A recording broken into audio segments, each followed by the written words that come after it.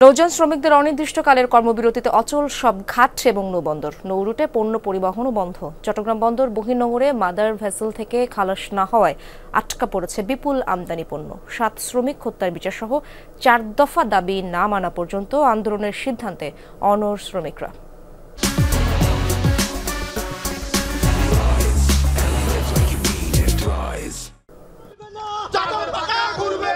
চট্টগ্রামে কর্ণফুলী নদীর ১৬টি ঘাটের চিত্র অন্যদিনের চেয়ে ভিন্ন। লাইটার জাহাজ থেকে ঘাটে মালামাল উঠানামা বন্ধ রেখে বিক্ষোভ করেন নৌযান শ্রমিকরা। চাঁদপুরে মেঘনা নদীতে জাহাজে ৭ শ্রমিক হত্যার রহস্য উদ্ঘাটন এবং জড়িত ব্যক্তিদের বিচারসহ বিভিন্ন দাবিতে অনির্দিষ্টকালের জন্য কর্মবিরতিতে অচল সব ঘাট বন্ধ, নৌ রুটে পণ্য পরিবহন। নৌপথে চাঁদাবাজি বন্ধ করতে হবে এবং আপনার কোস্টগার্ড এবং ফরেস্টের প্রতি আশ্রম করতে হবে। রাত্রে বেলা যে কোনো জায়গায় আমরা যা চালাইতে গেলে জায়গায় জায়গায় আমরা ডাকাতের শিকার হই, আমাদের জানের হুমকি আসে। নিরাপত্তা নাই, এই জন্য কাজ বন্ধ রাখছে। প্রত্যেক নিহত ব্যক্তিকে ২০ লক্ষ টাকা ক্ষতিপূরণ দিতে হবে। সুস্থ বিচার না হওয়া পর্যন্ত আমরা ঘাটের কাজ বন্ধ রাখবো। কর্মবিরতির কারণে খালাস বন্ধ থাকায় ঘাটে এবং চট্টগ্রাম বন্দরের বহির্নোঙরে মাদার ভেসেলে আটকা পড়েছে অনেক আমদানি পণ্য। আমাদের ভাইকে মারলো কেন, আমাদের ভাই কবরে, খুনি কেন বাহিরে। কোনো জাহাজ থেকে কোনো মাল, কোনো পণ্য লোড আনলোড হবে না। যতক্ষণ পর্যন্ত সিদ্ধান্ত না আসবে ততক্ষণ পর্যন্ত আমাদের এই কর্মবিরতি চলবে। চাঁদপুরও মধ্যরাত থেকে অনির্দিষ্টকালের কর্মবিরতি শুরু করেন নৌযান শ্রমিকরা। নিহতদের পরিবারকে ২০ লাখ টাকা করে ক্ষতিপূরণ, নৌপথে সন্ত্রাস, চাঁদাবাজি, ডাকাতি বন্ধের দাবি পূরণ না হলে যাত্রীবাহী নৌযান চলাচলও বন্ধ করে দেওয়ার হুঁশিয়ারি দেন শ্রমিক নেতারা। সমাপ্তি না ঘটায় তাইলে যে কোনো মুহূর্তে যাত্রীবাহী নৌযানও কি ওদের সাথে একতা পোষণ করবো, বন্ধ করে দেবো। নৌযান শ্রমিকদের কর্মবিরতির কারণে স্থবির সিরাজগঞ্জের বাঘাবাড়ি নৌবন্দর।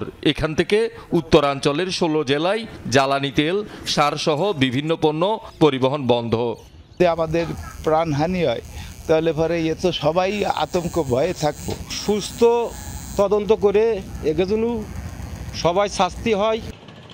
একই দাবিতে নারায়ণগঞ্জে এবং পটুয়াখালীর পায়রা বন্দরেও কর্মবিরতি পালন করেছেন নৌযান শ্রমিকরা। ফলে মাদার ভেসেল ও লাইটার জাহাজ থেকে পণ্য খালাস এবং নৌ রুটে পণ্য পরিবহন বন্ধ রয়েছে। শহীদুল সুমন, যমুনা নিউজ। দর্শক, এই বিষয়ে আরো জানবো। চট্টগ্রাম থেকে যুক্ত হচ্ছেন আমার সহকর্মী আলামিন শিকদার। আলামিন, ঘাটে কি অবস্থা দেখছেন এবং আন্দোলনকারী শ্রমিকরা কি বলছেন?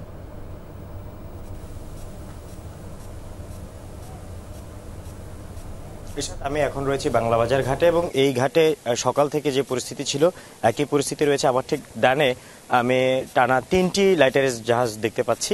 একটির নাম ওটি রিভার ভ্যালি, একটির নাম এমবি মাস্টার মামুন 2, আরকে দেখছি এমবি কিবলাতাইন 19।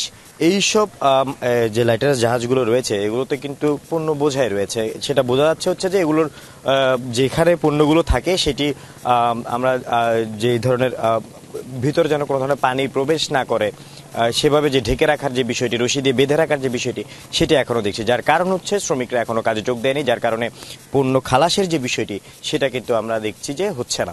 এবং এই যে পরিস্থিতি সেটা যতদিন পর্যন্ত তারা যেটা বলেছেন যে তাদের যে নৌ শ্রমিকরা যারা হত্যাকাণ্ডের শিকার হয়েছে তাদের পরিবারকে তারা এমনটাই দাবি করেছেন যে ২০ লাখ টাকা করে ক্ষতিপূরণ দিতে হবে। পাশাপাশি এই ঘটনায় যারা জড়িত তাদের সর্বোচ্চ শাস্তি নিশ্চিত করতে হবে। পাশাপাশি আরও একটি বিষয় বলেছেন, নৌপথে যেন সাধারণ যারাই শ্রমিকরা রয়েছেন এবং যে যাত্রীরা রয়েছেন তাদের সর্বোচ্চ যে নিরাপত্তা, সেই নিরাপত্তাটি আসলে নিশ্চিত করতে হবে এবং সেই জন্য সরকারের যে পদক্ষেপগুলো গ্রহণ করবে সেগুলো দ্রুত তাদেরকে জানাতে হবে। যদি না জানায় তারা তাদের যে অনির্দিষ্টকালের ধর্মঘট সেটি চালিয়ে যাবে বলে আমাদেরকে জানানো হয়েছে। আলামিন, ধন্যবাদ আপনাকে।